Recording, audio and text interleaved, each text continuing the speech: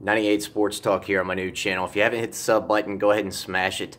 I'm going to be doing daily videos on this. I've said before daily, if not every other day, but I'm really going to probably do daily videos, I'm imagining. And this is my third video of the day, in fact. So what I want, obviously what I want to talk about is Georgia, Alabama. I've been kicking this over. In my head, I did a Georgia-Alabama preview prediction a few days ago when, on Monday. I think I did it on Monday night after Georgia and Bama beat Clemson and Oklahoma. So, I've been kicking this one around, trying to, figure out who's really going to win this game. I just think Georgia's going to win it. I am a Georgia fan, so I guess I am biased, but I try to take a realistic look and dive into what I really think rather than what my heart tells me. I just think Alabama's offense with Jalen Hurts he just does not scare me. He's been an average quarterback, I think, all season long. So I think Georgia has a big advantage at quarterback. I think Jake Fromm does. He's one of those guys that just seems to do all the right things. He gets Georgia in the right plays. He makes good throws. He doesn't turn the ball over. So I think he can throw the ball down the field, unlike Jalen Hurts. And that's not to say I'm not trashing Jalen Hurts. I think I think he's done a pretty good job. He's done what Nick Saban wants him to do, which is basically not turn the ball over and let their defense try to win the game.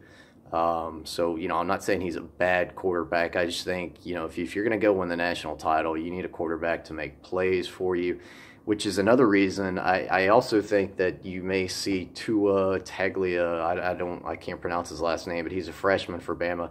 I think Bama's probably got a package for him, and I would not doubt at all if you saw him in the SEC championship game just to try to get some points.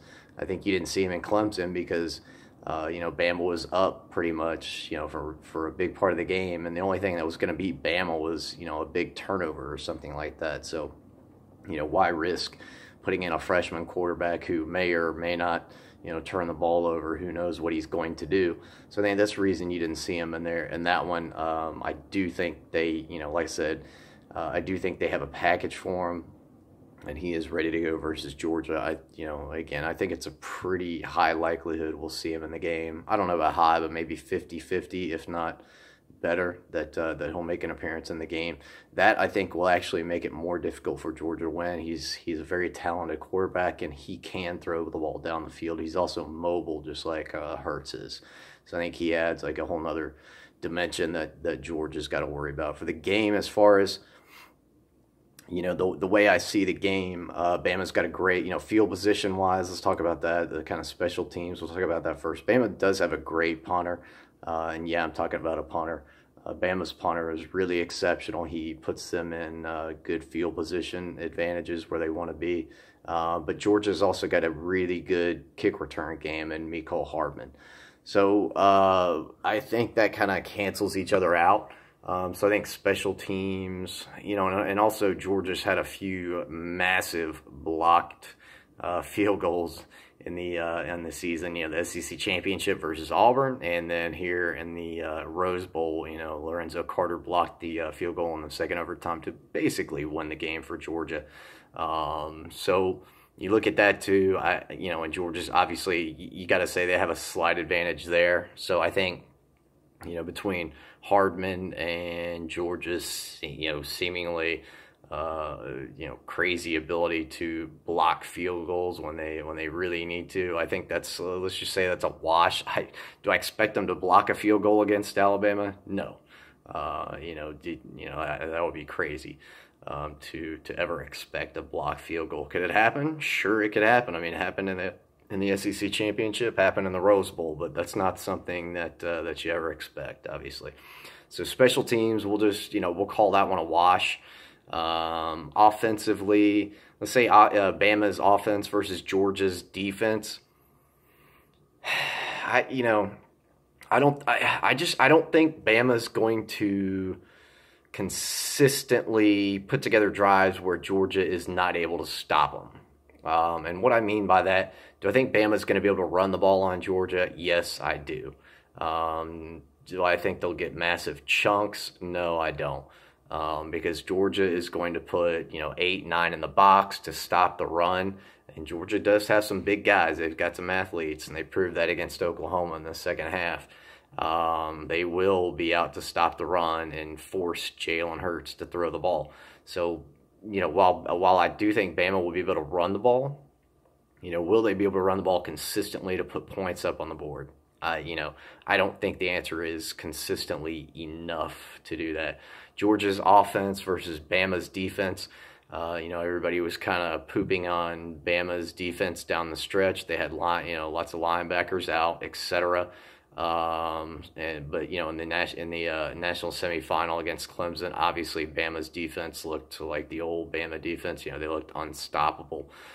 They did lose a linebacker in that game. So the way I kind of look at Georgia's offense versus Bama's defense is, so will Georgia be able to move the ball on Bama? I think they will be able to move the ball enough, somewhat similar to what I just talked about with Bama. I don't think Georgia's going to be able to run all over Bama. Certainly don't think they're going to be able to run all over Bama. Bama's going to obviously try to take away the run versus Georgia, and I think I think they might be able to. Let's say this: Bama would be able to take the run away from Georgia better than Georgia will be able to take the run away from Bama. But what Georgia will be able to do that Bama can't do is throw the ball a little bit with Jake Fromm. He'll be able to, hit, 20-yard out, 10 to 15, 20 yards outs like he's done all season long. And that will, I think, get them a few extra, big plays on offense, enough to where they'll be able to move the ball. So how, what score do I see in this game? I think it's going to be low scoring. I don't think we're going to see either team score more than 28 points in this game. I'm looking at a score of something like, I'm going to say Georgia 20 and Bama 17 in this one. The odds are, I just checked Vegas Insider a few minutes ago, and I think Bama, I don't know what Bama started out at, if they were at 5.5 or a 5-point favorite, but currently I'm seeing the odds are now down to 4, and even on at a couple sites it's down to 3.5. So people, it's just the Georgia Oklahoma, Georgia Bama games are kind of similar. From that aspect, meaning Oklahoma was the favorite starting out at 2.5, and by game time, Georgia was actually favored by 2.5.